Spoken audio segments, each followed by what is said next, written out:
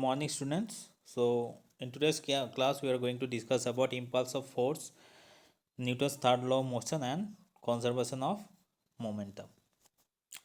So what is impulse of force? Impulse of force is defined as the product of force and the small time of interval is called the impulse of force.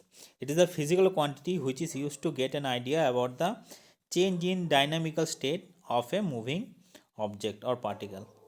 Okay, so impulse of force, it is written as force into small interval of time. It is called the impulse of force. So from here you can write that F is equals to impulse of force divided by delta t. So that means if delta t is large, time is large, then you will see, then the force is small. if time is if time is small, then force is large. For example, suppose you are catching ball. So in this IPL era, I hope all of you have seen the catching of ball by the cricketers. So you will see that the cricketers, they actually move their hand in backward direction while catching a ball. So why they do so? Because they actually increase the time of catching, time of catching. So that means they increase the time. So that means if they increase the time, then they will feel a small force. For example, you can do this experiment in your home also. So first case, you have to catch the ball, but you don't have to move your hand in backward direction. And the second case, you're catching the same ball, but you have to move your hand in the backward direction. So you'll see that in the second case, when you're moving your hand in the backward direction, you will feel a very small force. Okay, and in the first case, where you are not moving your hand, okay, you'll see that in the first case you'll feel pain in your hand, because you, in first case you will feel very large force, but in the second case you will feel very small force. So this is called the impulse of force. Now remember that a force is called impulse of force if it is large compared to other forces present in the reference frame. For example, suppose a ball is hanging with the help of a thread. Okay, now how many forces are acting on this ball? There are actually two forces. First is gravity, is actually pulling this ball in downward direction, and the tension force, second force, tension. The string is trying to pull this ball in upward direction, and that force is called tension force. The two forces are acting. Suppose we apply a third force, okay, external force in whichever direction. Suppose we apply a force, external force in this direction, then so this force, we call this force a impulse of a force when this external force is greater than tension force, and this external force is also greater than gravitational force. Okay, so that means a force is said to be impulsive force in nature if it is large compared to the forces present in that reference frame. Okay, so this external force should be greater than here tension and gravitational force. So then we will say that this external force is a impulse of a force or impulse. So impulse, it is written as force into small interval of time delta t. Now we know that from Newton's second law of motion, force is equals to mass into acceleration. So in place of F, we will write m into a. So m into a into delta t. Now what is a? A is the acceleration. So acceleration is the change in velocity by change in time. So delta v by delta t. Correct? So m into delta v by delta t into delta t. So delta t and delta t, they will cut. So here acceleration is equal to change in velocity delta v by delta t. So delta t will cut.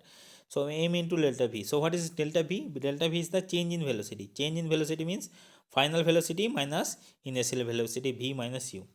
So we have multiply. So j is equals to mv minus mu. Now what is mv? Final momentum. What is mu? Initial momentum.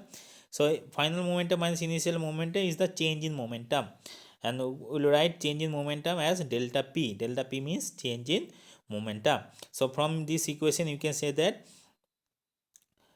this impulse of a force is equals to change in momentum of a body. Okay, so if question is the so that the impulse of force is equal to change in momentum of a body, then you have to derive this one. Now in the first equation, the definition of impulse of force was J is equals to F into delta T. Okay, so in place of J, we will write F into delta T. So our equation is F into delta T is equals to delta P. F is the force applied, T is the small time, and delta P is the change in the momentum.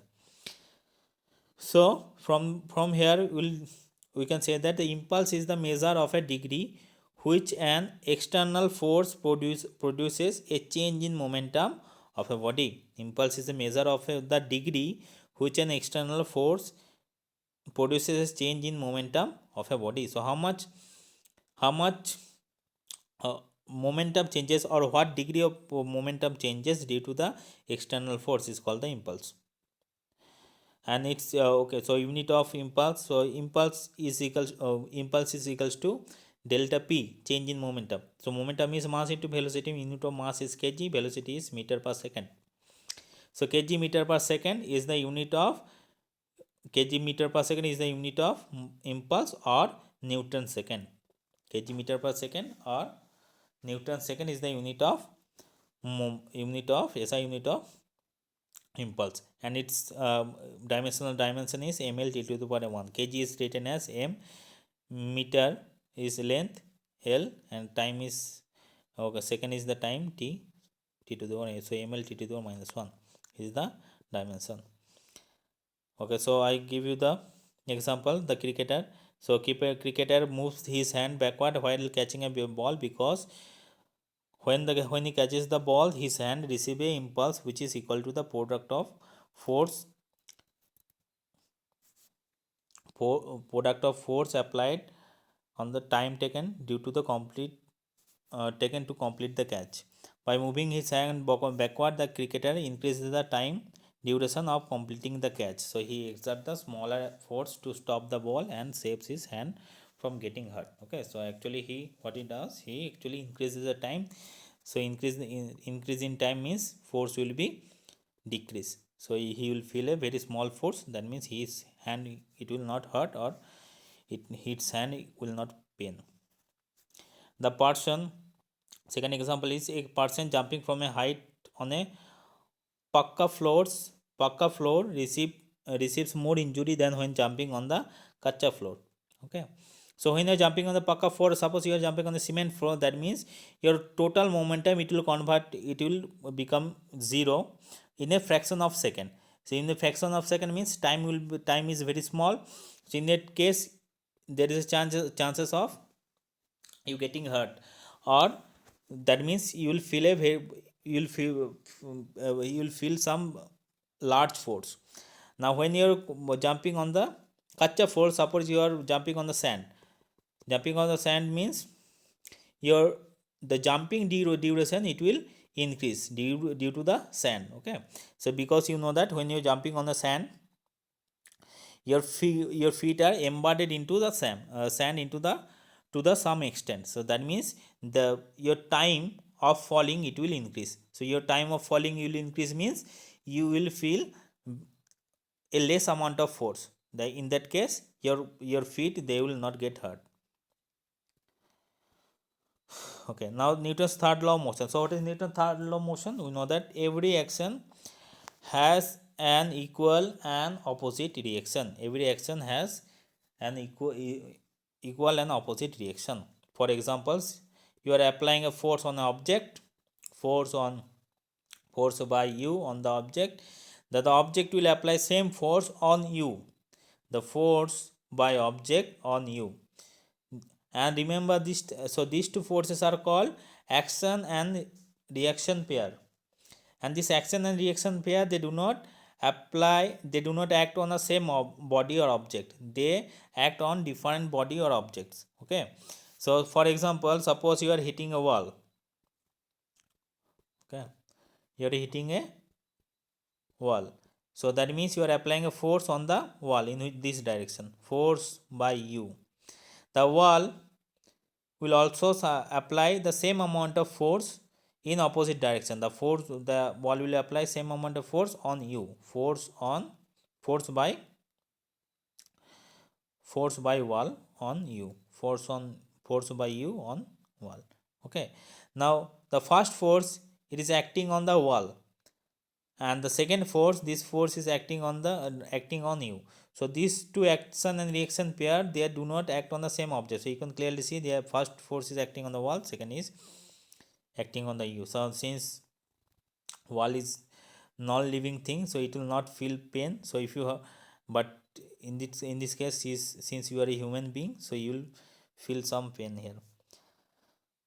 Okay, so another example on a lighter note, that every action has an equal reaction. So for few days I'm from few days I'm seeing that none of you, very, I am getting very few views actually.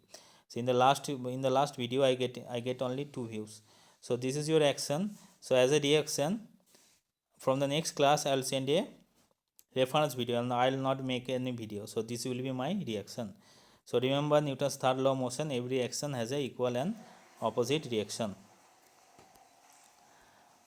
Okay, so let's say body exert a force f of a on a body b, force by a on b. So the body b will apply the same amount of force by b on a. So you can write f of ab plus f of b is 0, or f of ab is equals to minus f of ba. So these two forces, action reaction pair, these two forces, they are equal and opposite in nature. These two magnitude is equal. The negative sign is that negative sign is for that they do is for the direction. So it shows that these two forces are in opposite direction. And so there are some examples. Okay, walking on the ground. So when you're walking in the ground, you're actually applying force on the ground. So remember, so you apply force on the ground in which direction? In this direction. So this is ground, you apply force on the ground in this direction actually. Okay, so as a reaction, ground also applies force on you in which direction? In this direction, in this direction, this blue line. Okay, so due to this force, you actually able to walk, or you able to go to the forward direction. So this force, the first force which you are applying, this force is acting on the ground, but the reaction force, the ground, the force the ground apply, the ground is applying on you, it is in this direction. So it has to, so since this is a vector quantity, you can break this one into two parts. One is along, so this will be, suppose this angle is theta, so ground is applying a force F. So it has two components, F cos theta and F sin theta. Okay, so vertical component of force is F cos theta and horizontal component of the force is F cos theta, and vertical component of the force is F sin theta. This F sin theta, it actually helps you to overcome the gravitational force. Gravity is attracting you in which direction? Downward direction, gravity. So this F sin theta helps you to overcome the gravitational force. Okay, and this F cos theta, this force helps you to go, to move in the forward direction. Okay, so in this way you are able to walk, or you are able to move in forward direction. Okay, so another example of rocket, suppose. So you know that rocket burns fuel, and they actually create thrust. Thrust means the rocket, due to the fuel, burning of fuel, they apply force on the ground in which direction? In downward direction. So as a reaction, ground also apply force on the rocket in which direction? Upward direction. Force by ground on the rocket. Okay, now due to this reaction force, the rocket is able to move in the upward direction. So these are the examples of Newton's third law of motion. The law of conservation of linear momentum. So you know that conservation law means the net momentum is constant. Okay, the law of conservation means the momentum cannot be created or be destroyed, it can be transferred from, that the conservation law. So here we will prove that the net momentum is constant. Net momentum of a system is constant. Suppose in a system you have two particles. The mass of the first particle is m1, mass of the second particle is m2. So momentum is equals to mass into velocity. So suppose momentum of the first particle is p1 and momentum of the second particle is p2. So total momentum of the system is equals to p is the total momentum is equals to p1 momentum due to the first particle plus p2 momentum due to the second particle. Okay. Now suppose you apply two forces F1 and F2, and these two forces are external forces. Now due to these two forces, suppose the momentum changes. The momentum due to the assume that the change in momentum is P1, change in momentum in particle first particle is P1 and change in momentum of particle second particle is P2. So net change in momentum delta P is equals to change in momentum of particle P1 plus change in momentum of particle P2.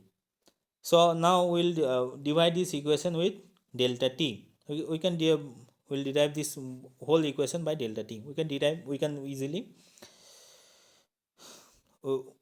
easily divide, because here if you take common delta T, so delta T and delta T will cut. So this is actually the first equation. So you can divide in this way also. So now delta P, will write the delta P means change in momentum and delta T is small time. So we'll write delta P as dp and delta T as dt. So small change in momentum by small time. So is equals to dp1 by dt plus dp2 by dt. Okay.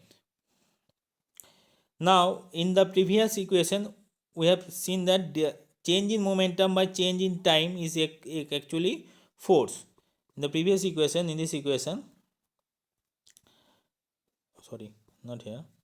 So in this equation we have seen that f into delta t is equals to delta p. From here you can write that f is equals to delta p by delta t. So force is equals to change in momentum by small time. Okay. So in place of dp by dt, or you can you will write in place of dp by dp1 by dt, will write f1. In place of dp2 by dt, will write f2. Okay, because change in momentum by the small time is equals to force. So here dp by dp1 by dt is equals to f1 and dp2 by dt is equals to f2. So dp by dt is equals to f1 plus f2. Okay. So dp by dt, in place of dp by dt you can write f also. Okay, because momentum by dp by dt is equals to force. So total force, you can write f is equals to f1 plus f2. Now f1 is equals to f1 external force plus f2 internal force. We know that the force is actually external force, so you can directly write f1 is equals to f1 external. So because there is no internal force, this we applied force f1 f2, these two forces are actually external force. But since for convention we have written force f1 can be external as well as internal. Similarly f2, this second force, can be external as well as internal. Now just rearrange this equation. We add all the external forces, then add these two internal forces. Now we know that the net internal force is 0, or from here you can write that f1 internal force is equals to minus of f2 internal force. These two action reaction pair. Okay. So from here you can write that, so dp by dt is equals to, this term is 0, f1 external plus f2 external. So f1 external plus f2 external is equals to total external force f of external. Okay. So if the total external force is 0, then you can write dp by dt is equals to 0. And if dp by dt is 0, then p is a constant. So from here, so this is called the law of conservation of linear momentum. So which state that in absence of any external force, the total momentum of a system remains constant and does not change with time. Okay. If you differentiate this equation, you will get this one. Okay, because if you differentiate p with respect to t, so dp by dt, constant differentiation of constant is 0. Okay, so if you differentiate this equation, you will get back this one. Okay, so this is the proof. This is the proof that the total momentum of a system is conserved. Okay, so thank you for today.